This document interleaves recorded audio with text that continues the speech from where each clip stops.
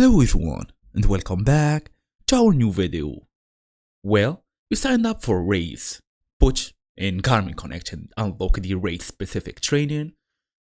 So that was the question for today. It's basically how to add a race event in Garmin Connect in 2026. So in today's small tutorial, we're gonna go through all of this. We're gonna go through how to activate it, how to go through the settings, how to log in and all of this. Basically, steps. So fast and easy as usual, let's get started. First and first as usual, we're gonna go all the way to tap and open Garmin Connect app. Then, go use your email address and password to actually log in.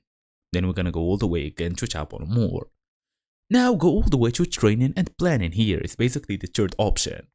As you see, we have workouts, races and events, courses, pacing strategies, segments, Garmin trails. Go all the way and pick races and events. So there is a list for you guys to find the race section. Just tap on this find an event or maybe create an event on your own.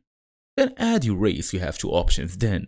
As I told you, you either go and search for a race, since Garmin finds it for you with course data included, or create custom. It's basically a manual entry for local races. So all you're gonna do is enter the race name and date, distance, for example 5k or marathon or whatsoever, then goal time or just finish. You can also add the course if available. All you're gonna do now is tap save. Then the synchronization to your watch, you're gonna start by tapping the three dots and select send to device. Sync your watch. Now your race appear as a glance with countdown. Weather and even daily suggested workouts will be available also. And that's it. Thank you all for watching and I will see you all in the next video.